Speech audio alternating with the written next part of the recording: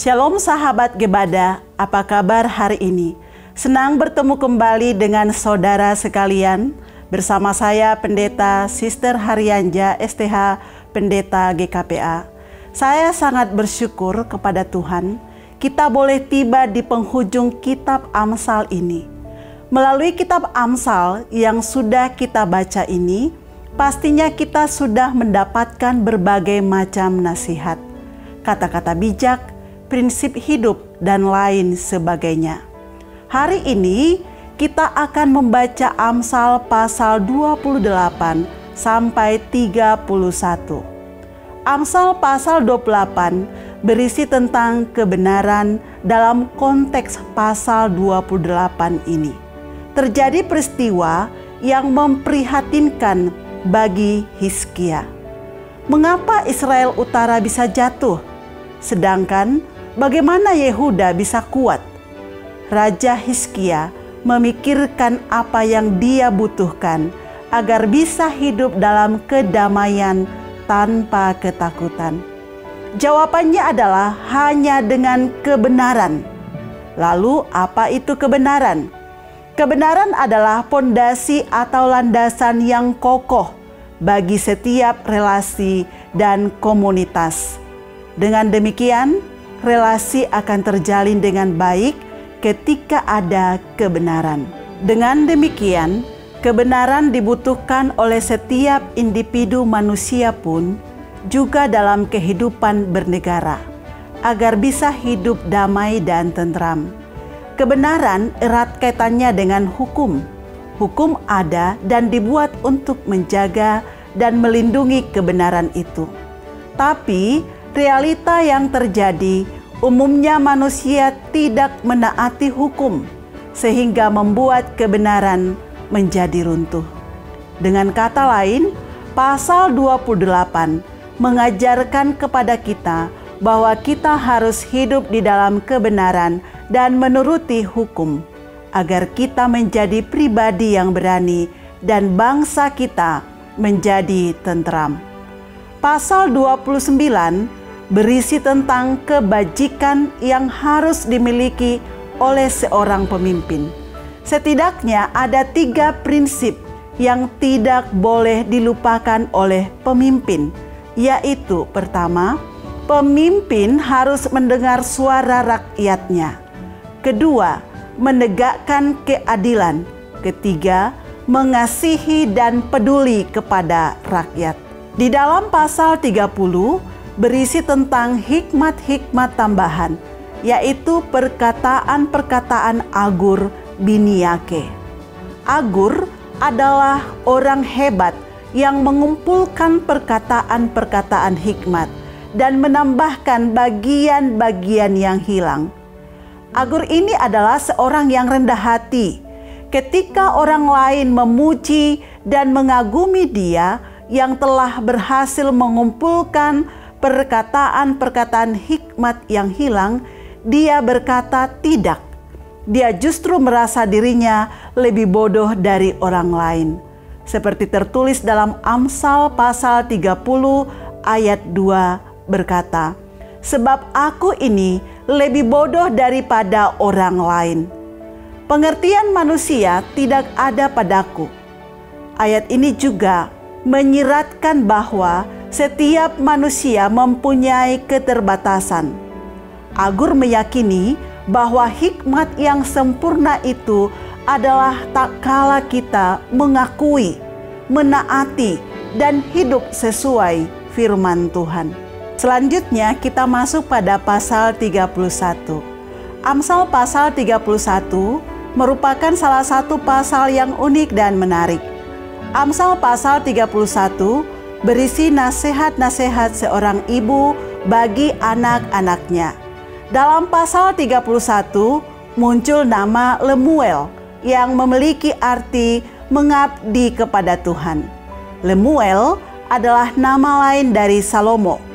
Tampaknya ibu Salomo sudah menyerahkan Salomo sedari kecil untuk mengabdi kepada Tuhan. Dan pasal 31 inilah nasihat-nasihat ibu kepada dirinya. Di dalam Amsal 31 ini berisi juga tentang seorang wanita yang cakap. Ini adalah nasihat dari seorang wanita kepada wanita dan juga kepada pria.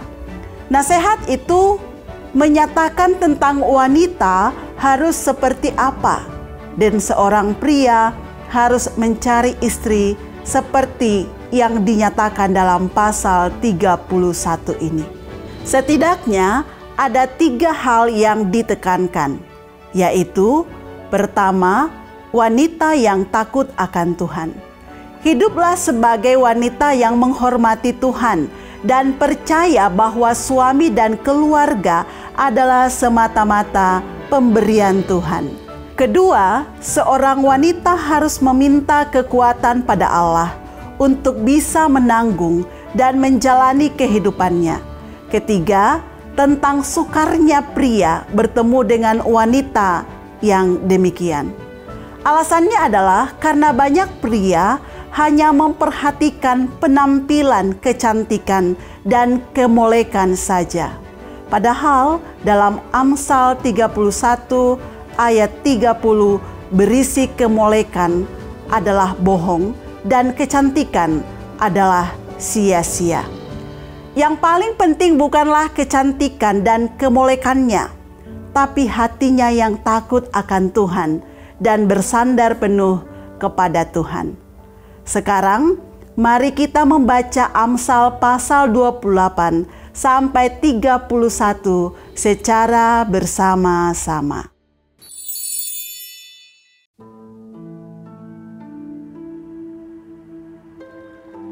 Orang fasik lari walaupun tidak ada yang mengejarnya, tetapi orang benar merasa aman seperti singa muda. Karena pemberontakan negeri, banyaklah penguasa-penguasanya. Tetapi karena orang yang berpengertian dan berpengetahuan, tetaplah hukum. Orang miskin yang menindas orang-orang yang lemah adalah seperti hujan deras, tetapi tidak memberi makanan. Orang yang mengabaikan hukum memuji orang fasik, tetapi orang yang berpegang pada hukum menentangnya. Orang yang jahat tidak mengerti keadilan, tetapi orang yang mencari Tuhan mengerti segala sesuatu. Lebih baik orang miskin yang bersih kelakuannya daripada orang yang berliku-liku jalannya sekalipun ia kaya. Orang yang memelihara hukum adalah anak yang berpengertian, tetapi orang yang bergaul dengan pelahap mempermalukan ayahnya. Orang yang memperbanyak hartanya dengan riba dan bunga uang mengumpulkan itu untuk orang-orang yang mempunyai belas kasihan kepada orang-orang lemah. Siapa memalingkan telinganya untuk tidak mendengarkan hukum, juga doanya adalah kekejian. Siapa menyesatkan orang jujur ke jalan yang jahat, akan jatuh ke dalam lubangnya sendiri. Tetapi orang-orang yang tak bercela akan mewarisi kebahagiaan. Orang kaya menganggap dirinya bijak, tetapi orang miskin yang berpengertian mengenal dia. Jika orang benar menang, banyaklah pujian orang. Tetapi jika orang fasik mendapat kekuasaan, orang menyembunyikan diri. Siapa menyembunyikan pelanggarannya tidak akan beruntung. Tetapi siapa mengakuinya dan meninggalkannya akan disayangi. Berbahagialah orang yang senantiasa takut akan Tuhan, tetapi orang yang mengeraskan hatinya akan jatuh ke dalam malapetaka. Seperti singa yang meraung atau beruang yang menyerbu, demikianlah orang fasik yang memerintah rakyat yang lemah. Seorang pemimpin yang tidak mempunyai pengertian, keras penindasannya. Tetapi orang yang membenci laba yang tidak halal memperpanjang umurnya. Orang yang menanggung darah orang lain akan lari sampai ke liang kubur. Janganlah engkau menahannya. Siapa berlaku tidak bercela akan diselamatkan. Tetapi siapa berliku-liku jalannya akan jatuh ke dalam lobang. Siapa mengerjakan tanahnya akan kenyang dengan makanan. Tetapi siapa mengejar barang yang sia-sia akan kenyang dengan kemiskinan. Orang yang dapat dipercaya mendapat banyak berkat. Tetapi orang yang ingin cepat menjadi kaya tidak akan luput dari hukuman. Memandang bulu tidaklah baik, tetapi untuk sekerat roti, orang membuat pelanggaran. Orang yang kikir tergesa-gesa mengejar harta, dan tidak mengetahui bahwa ia akan mengalami kekurangan. Siapa menegur orang akan kemudian lebih disayangi daripada orang yang menjilat. Siapa merampasi ayah dan ibunya dan menyangka bahwa itu bukan suatu pelanggaran, ia sendiri adalah kawan si perusak. Orang yang loba menimbulkan pertengkaran, tetapi siapa percaya kepada Tuhan diberi kelimpahan. Siapa percaya kepada hatinya sendiri adalah orang bebal, tetapi siapa berlaku dengan bijak akan selamat. Siapa memberi kepada orang miskin tak akan berkekurangan, tetapi orang yang menutup matanya akan sangat dikutuki. Jika orang fasik mendapat kekuasaan, orang menyembunyikan diri. Tetapi jika mereka binasa, bertambahlah jumlah orang benar.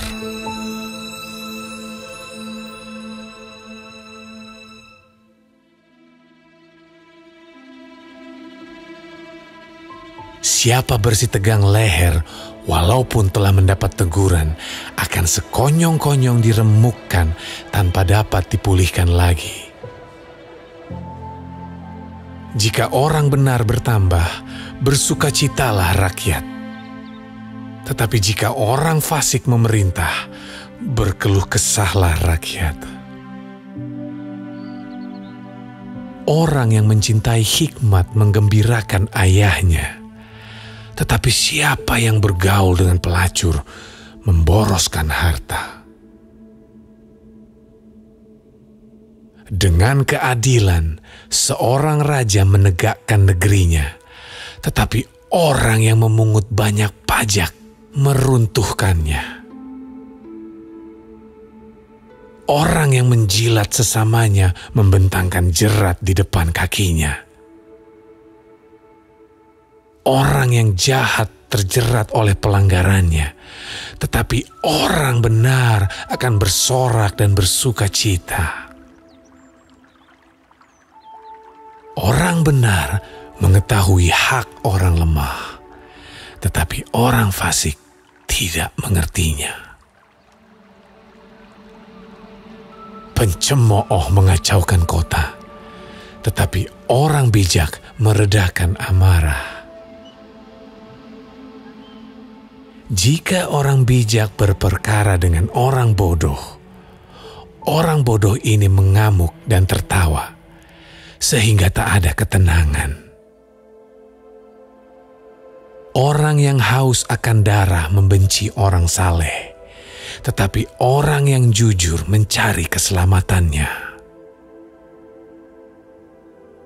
Orang bebal melampiaskan seluruh amarahnya, tetapi orang bijak akhirnya meredakannya. Kalau pemerintah memperhatikan kebohongan, semua pegawainya menjadi fasik. Si miskin dan si penindas bertemu, dan Tuhan membuat mata kedua orang itu bersinar.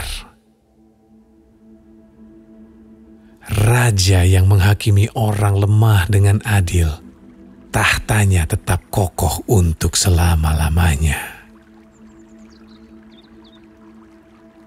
Tongkat dan teguran mendatangkan hikmat, tetapi anak yang dibiarkan mempermalukan ibunya. Jika orang fasik bertambah, bertambahlah pula pelanggaran. Tetapi orang benar akan melihat keruntuhan mereka. Didiklah anakmu, maka ia akan memberikan ketenteraman kepadamu dan mendatangkan sukacita kepadamu. Bila tidak ada wahyu, menjadi liarlah rakyat. Berbahagialah orang yang berpegang pada hukum. Dengan kata-kata saja, seorang hamba tidak dapat diajari. Sebab walaupun ia mengerti, namun ia tidak mengindahkannya. Kau lihat orang yang cepat dengan kata-katanya. Harapan lebih banyak bagi orang bebal daripada bagi orang itu. Siapa memanjakan hambanya sejak muda, akhirnya menjadikan dia keras kepala. Si pemarah menimbulkan pertengkaran, dan orang yang lekas gusar, banyak pelanggarannya. Keangkuhan merendahkan orang, tetapi orang yang rendah hati menerima pujian. Siapa menerima bagian dari pencuri, membenci dirinya. Didengarnya kutuk, tetapi tidak diberitahukannya. Takut kepada orang mendatangkan jerat, tetapi siapa percaya kepada Tuhan, dilindungi. Banyak orang mencari muka pada pemerintah, tetapi dari Tuhan, orang menerima keadilan. Orang bodoh adalah kekejian bagi orang benar. Orang yang jujur jalannya adalah kekejian bagi orang fasik.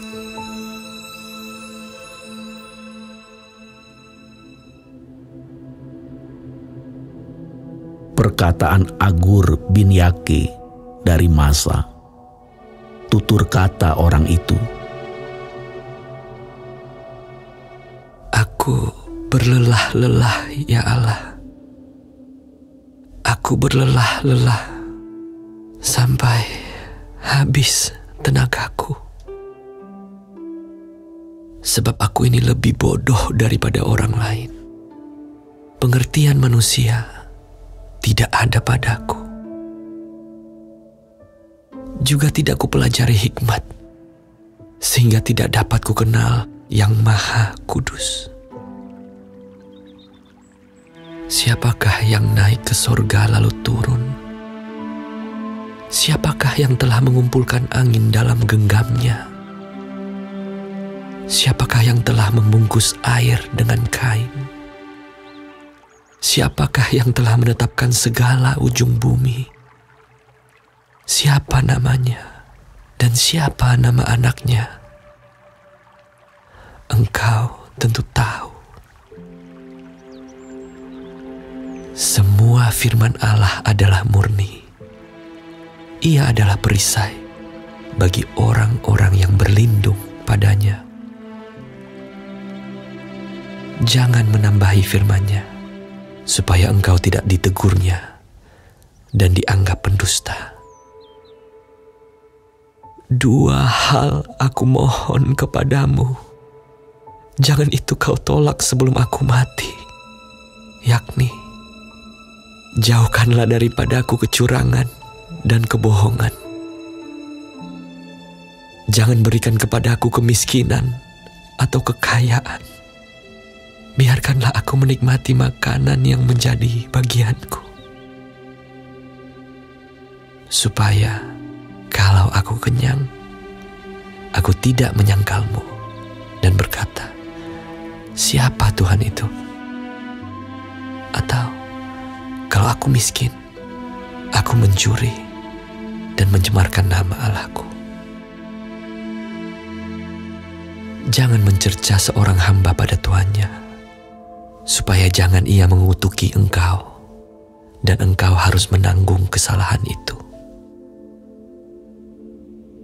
Ada keturunan yang mengutuki ayahnya dan tidak memberkati ibunya.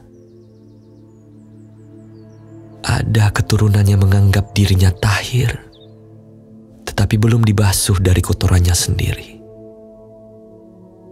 Ada keturunan yang berpandangan angkuh, yang terangkat kelopak matanya.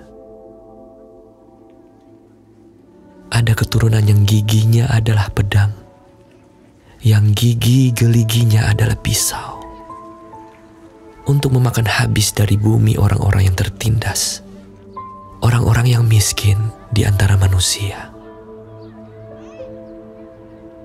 Si lintah mempunyai 2 anak perempuan, untukku dan untukku. Ada 3 hal yang tak akan kenyang. Ada 4 hal yang tak pernah berkata, cukup. Dunia orang mati, dan rahim yang mandul, dan bumi yang tidak pernah puas dengan air, dan api yang tidak pernah berkata, cukup. Mata yang mengolok-olok ayah, dan enggan mendengarkan ibu akan dipatuk gagak lembah, dan dimakan anak Raja Wali. Ada 3 hal yang mengherankan aku. Bahkan ada 4 hal yang tidak ku mengerti. Jalan Raja Wali di udara, jalan ular di atas cadas, jalan kapal di tengah-tengah laut, dan jalan seorang laki-laki dengan seorang gadis. Inilah jalan perempuan yang berzinah.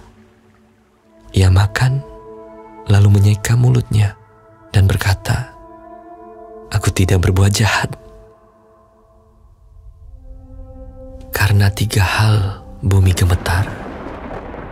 Bahkan karena 4 hal ia tidak dapat tahan. Karena seorang hamba, kalau ia menjadi raja. Karena seorang bebal, kalau ia kekenyangan makan. Karena seorang wanita yang tidak disukai orang, kalau ia mendapat suami. Dan karena seorang hamba perempuan, kalau ia mendesak kedudukan nyonyanya. Ada 4 binatang yang terkecil di bumi, tetapi yang sangat cekatan. Semut, bangsa yang tidak kuat, tetapi yang menyediakan makanannya di musim panas. Pelanduk, bangsa yang lemah, tetapi yang membuat rumahnya di bukit batu. Belalang yang tidak mempunyai raja, namun semuanya berbaris dengan teratur. Cicak yang dapat kau tangkap dengan tangan, tetapi yang juga ada di istana-istana raja. Ada 3 binatang yang gagah langkahnya, bahkan 4 hal yang gagah jalannya, yakni singa yang terkuat di antara binatang, yang tidak mundur terhadap apapun. Ayam jantan yang angkuh, atau kambing jantan, dan seorang raja yang berjalan di depan rakyatnya. Bila engkau menyombongkan diri, tanpa atau dengan berpikir, tekapkanlah tangan pada mulut. Sebab, kalau susu ditekan, mentega dihasilkan. Dan kalau hidung ditekan, darah keluar. Dan kalau kemarahan ditekan, pertengkaran timbul.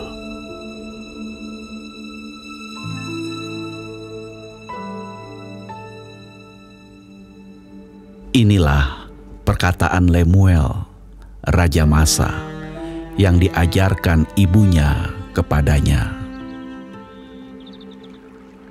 Apa yang akan kukatakan, anakku, anak kandungku, anak Nazarku? Jangan berikan kekuatanmu kepada perempuan dan jalanmu kepada perempuan-perempuan yang membinasakan raja-raja. Tidaklah pantas bagi raja, hai Lemuel. Tidaklah pantas bagi raja meminum anggur, ataupun bagi para pembesar mengingini minuman keras. Jangan sampai karena minum, ia melupakan apa yang telah ditetapkan dan membengkokkan hak orang-orang yang tertindas.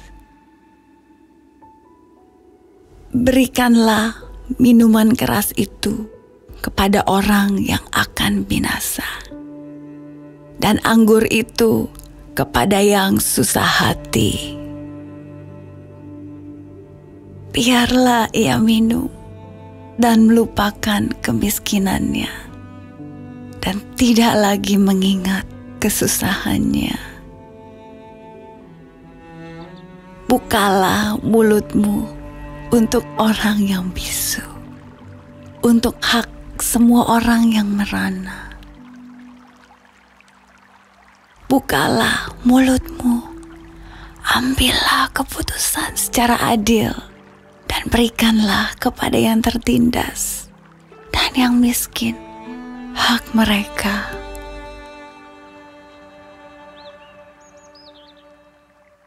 Istri yang cakap, siapakah akan mendapatkannya? Ia lebih berharga daripada permata. Hati suaminya percaya kepadanya. Suaminya tidak akan kekurangan keuntungan. Ia berbuat baik kepada suaminya dan tidak berbuat jahat sepanjang umurnya. Ia mencari bulu domba dan rami, dan senang bekerja dengan tangannya. Ia serupa kapal-kapal saudagar. Dari jauh ia mendatangkan makanannya. Ia bangun kalau masih malam, lalu menyediakan makanan untuk seisi rumahnya, dan membagi-bagikan tugas kepada pelayan-pelayannya perempuan. Ia membeli sebuah ladang yang diingininya, dan dari hasil tangannya, kebun anggur ditanaminya. Ia mengikat pinggangnya dengan kekuatan. Ia menguatkan lengannya. Ia tahu bahwa pendapatannya menguntungkan. Pada malam hari, pelitanya tidak padam. Tangannya ditaruhnya pada jentera.